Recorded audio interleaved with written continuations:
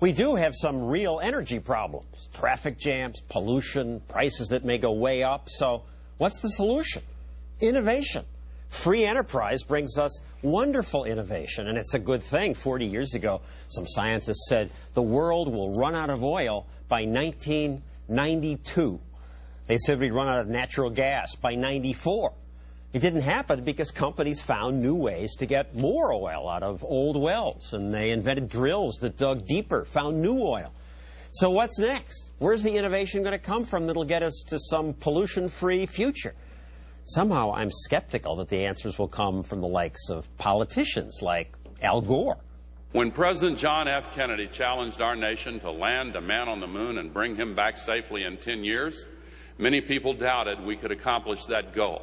The former vice president believes innovation is something that government must guide. He uses the Apollo mission as a metaphor for how government does great things. But think about it. Yes, NASA did put a man on the moon, but they spent billions and haven't been back in nearly 40 years. By contrast, an organization called the X Prize has rekindled the space race by offering a prize. Offer a prize and they will come. They did, and Burt Rutan's Spaceship One became the first team to launch 3 people into space. They won $10 million. This year, billionaire Richard Branson bought Rutan's design, and he's now testing Virgin Galactic Spaceship Two, which he plans to use to take tourists into space. Sparking innovation with prizes is not a new idea. Charles Lindbergh risked his life to fly to Paris because there was a $25,000 prize for the first solo flight across the Atlantic. That success helped turn air flight from a novelty into a new industry accessible to the public.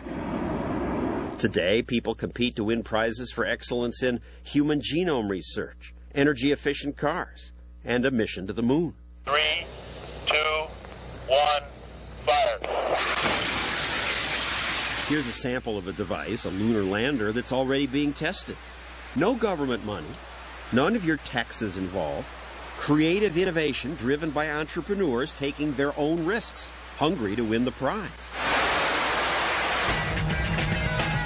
The Progressive Automotive X Prize. Competition for a car that gets 100 miles per gallon has drawn nearly 100 entrepreneurs.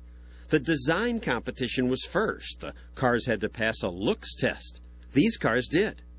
Next comes the race. 54 teams will compete to win.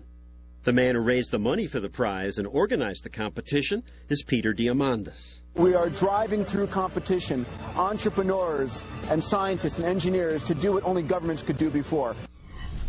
Peter Diamandis now joins us from Los Angeles by satellite. So, Peter, what's the latest on the contests? Hi, John. Well, we opened the competition at the New York Auto Show back a couple of years ago and had 130 teams from 20-odd countries around the world register. Most of the teams from the United States, entrepreneurship is alive and well here. And these are cars that have to be the fastest, most efficient cars on the planet, doing over 100 miles per gallon of their energy equivalent. We've whittled that down to where there are 51 vehicles in the competition now, and we just, at the Detroit Auto Show, announced that we've picked Michigan and many of the locations around Detroit to have the competition go into its final phase between April and August. Which is what? Where these cars are. The final phase is going to. The final phase of these cars demonstrating their ability to be fast, maneuverable, safe, and do over 100 miles per gallon or its energy equivalent. And we'll be crowning at the end of August and in December in D.C. the world's fastest, most super efficient cars on the planet. Importantly, cars that you and I would love to drive and that we will be able to buy. These are not for kits. These are manufacturable automobiles. So government spends billions on trying to research these things. How can you get good results with a measly $10 million? The money credentials the competition. These teams are doing it for much more than just the money. They want to get the global visibility and the chance to really get into business. You know, the difficulty is that, you know, I define experts sometimes as people who can tell you exactly how something can't be done. And when you really want true innovation, true breakthroughs, it looks different than what you have at hand. And so the person who might bring you the breakthrough is from a completely different field, a different area, the person that might not get the venture money or the government backing.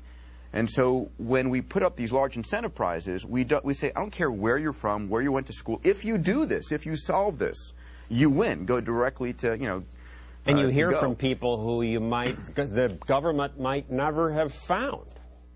Absolutely. Our prizes are global, and we basically define the goal. We say, this is the objective.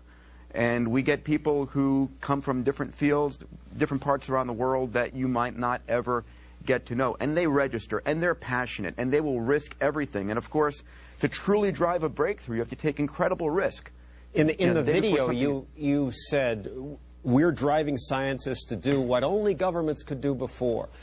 But I question that, because this could have happened before if someone had thought of it.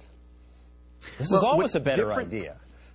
There is always a better idea, but what's different today is that the power inherent in the hands of individuals is what only governments had before. With the exponentially growing technologies we have before us and the capital that are in the hands of small groups of individuals, you literally can do what only governments could do before. And that's incredible. So I look to small groups. I look to groups of smart graduate students who have unconstrained thinking and come with an idea that's crazy, but of course it's crazy breakthrough, not anything else. Well, we wish you the best of luck. I hope you bring us all kinds of wonderful new inventions. Thank you, Peter Diamandis. My pleasure. Up next, it's time to get out a tub of water to explain why we don't have to worry about energy dependence.